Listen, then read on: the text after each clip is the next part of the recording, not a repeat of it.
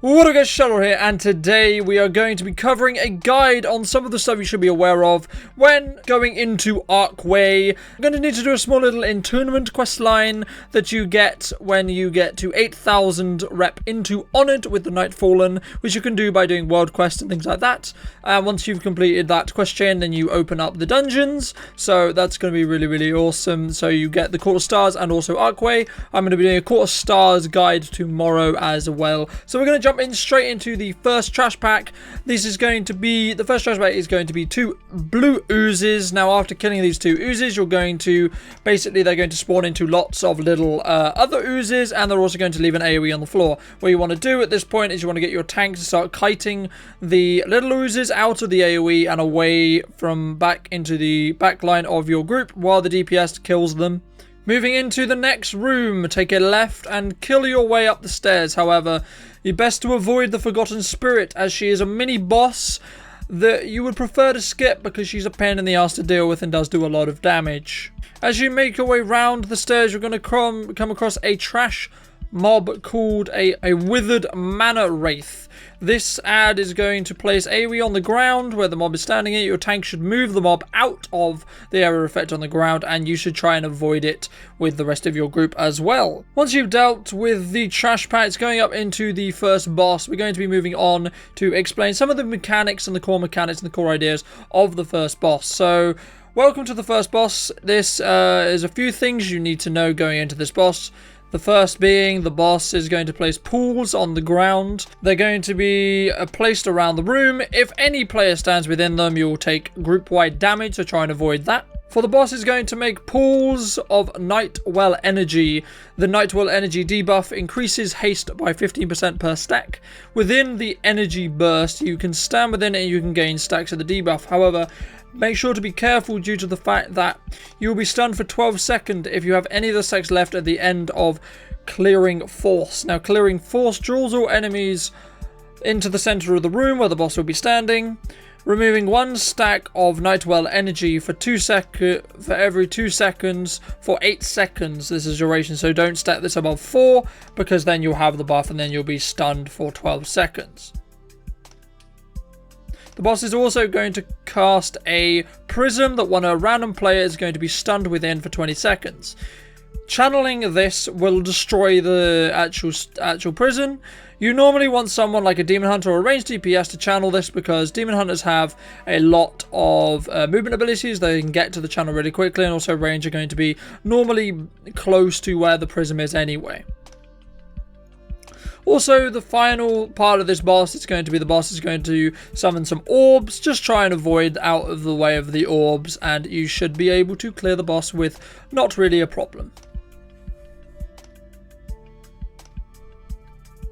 Between the first and second boss, the only trash you really need to worry about is something called a Wraith Shade. Now, you need to kick this on arcane recombinations, or the group will take raid-wide damage.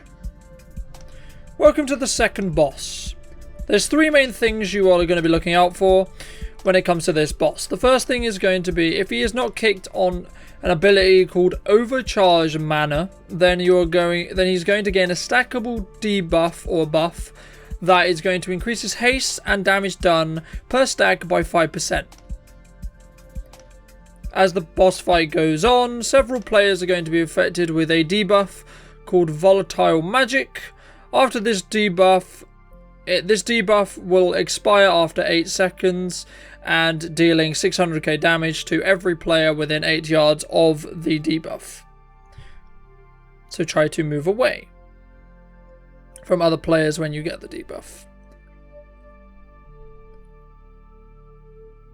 The boss is also going to apply a nether link to 3 of the players in the group. This link is going to make a triangle AoE that will place on the floor 5 seconds after the link has been made. So try to move this triangle to the opposite side of a room or into a place where it's not really going to get in your way.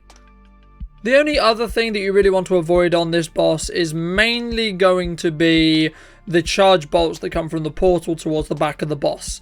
Now, this isn't a big deal because they don't do that much damage. However, to obtain the achievement that you are going to need for Glory of the Legion Hero, you're going to not be able to get hit by any of these orbs. So as you move into the third boss room, you're going to come across some very small enchanted spiders. Now, these spiders are going to deal 300k damage for all enemies within 8 yards of them. So when you get the spiders low, make sure that your tank and your melee DPS move away from the spiders before your range kill them. Here we are at the third boss. On this boss, there is 3 main things that you're looking out for. The first being the nether venom pools that the boss is going to place around the room. Do your best to avoid these pools, as they do damage to you and the rest of your group. The next is blinking strikes. The boss is going to teleport to a player's location. She is then going to start striking. This is going to deal 150k damage to anyone who is standing in front of her, so try not to. The last thing that you're going to be looking out for is targeted web. This web is going to pull 2 players together. They will take damage as they are connected with the web. How you break the web is you run in opposite directions until the web breaks, so try to do this as fast as possible.